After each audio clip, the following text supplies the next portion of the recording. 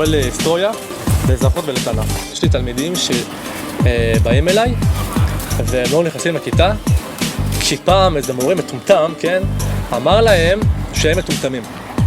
יש לי תלמיד שהוא היה פשוט חרדתי כלפי הבגרות באזרחות. אמר לי, אבי, אני לא מסוגל. והבאתי כל פעם חיזוקים של יהיה בסדר ואני איתך. ובכלל, כל פעם שהייתי אומר לו, נשמה, זה היה עושה לו את זה. ואז כזה הוא בא אליי, אומר לי, אתה יודע מה?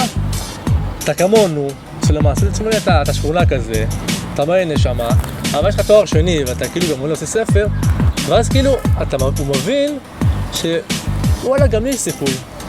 זה בדיוק כמו שחסר להם את הייצוג בספרים, חסר להם גם את הייצוג במציאות. זה קצת צדק בתוך העתיקת זכוכית. קצת.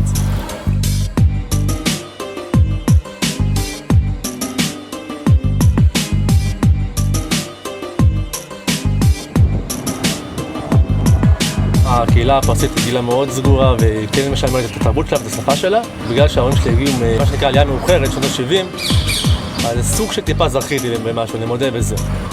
אבל רוב החברים שלי לא זכו לזה. אם הם אנשים שרוצים לחזור למסורת ולדת, אין להם איפה לחזור, אין להם בית. רובם לאיפה הם ילכו?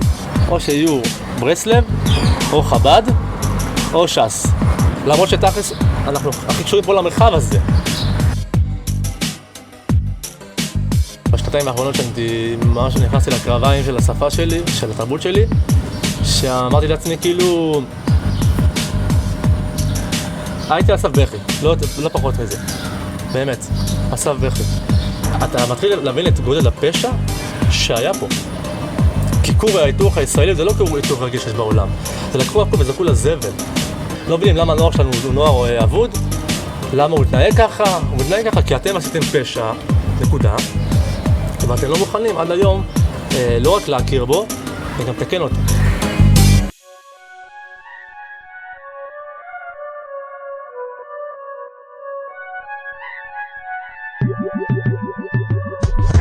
יהודי ארצות ערב והאסלאם הם לא נגד המודרנה או המערב. הם קיבלו את המערב, הם לא דחו אותו, פשוט המערב דחו את המזרח. שנאה שלהם לדת היהודית היא כל כך חזקה, שלפעמים אני רואה המון חברים שאומרים לי, מה, עדיף להיות מוסלמי, כאילו רסמי, ואז הם יקבלו אותך. זה הזוי. כי אצלם יש חרדי ויש אדם ליברלי מהשמאל. אין אמצע. אתה שמאל, אתה ימין, זו תכלית. ויש גם דיכוטומיה. אתה לא יכול להיות גם וגם. אין למה כזה, אין מורכבות. זה בדיוק כמו, יש מזרחים ויש אשכנזים, אין אמצע אף פעם. הם לא מקבלים את זה, שהמשימה מאוד פשוטה. כי הם יודעים שברגע שהם יקבלו את העניין של התוכלות יהודי מסורתי בתוך המרחב האלוהי הזה, הים תיכוני, המזרחי הזה, נגמרו הבעיות. תכלס, המון בעיות יפתרו, כי זה יטשטש בגבולות. וזה מה שבאמת תפחיד אותם. זה מה שקשה להם באמת. כי אז אתה לא תוכל להגיד, לילה לבן, אירופה. תראה לך מה יקרה שהייתה מזרחיות ברמה שהאקדמיה תרד לעם, שמישהו פה יגיד לך, כן, יש עוד רומא ביוליה, ולנו יש את מג'ון ולילה. מפחיד אותם, המזרחים מפחידים אותם לא פחות מאשר דאעש. בוא נגיד את זה תכלס.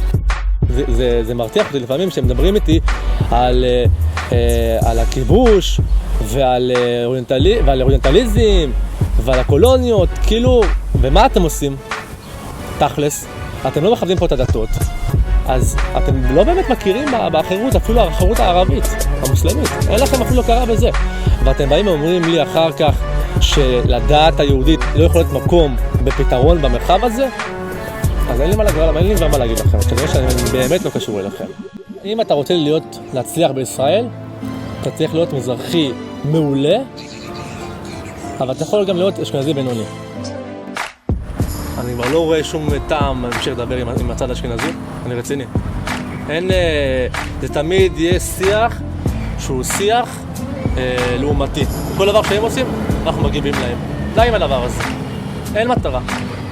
הדבר היותר חשוב זה שתגיב להם 30% מהזמן, ועם זאת, אתה חייב ללכת להמשיך וללמוד. הרגע שאין לך את הזהות השלמה עם עצמך, אז זה לא יעזור תקציבים, זה לא יעזור שיתנצלו בפניך על מה שעשו לך, כי אתה תמיד תהיה שבר כלי. אתה תמיד תגיד, וואי, סבבה, הכל טוב, אבל משהו בי חסר. זה הניצחון שלהם, וזה ההפסד שלנו. זה ההפסד הגדול שלנו. אני מציע לכל אחד באמת ללכת ולחקור טיפה את התרבות שלו, ממש.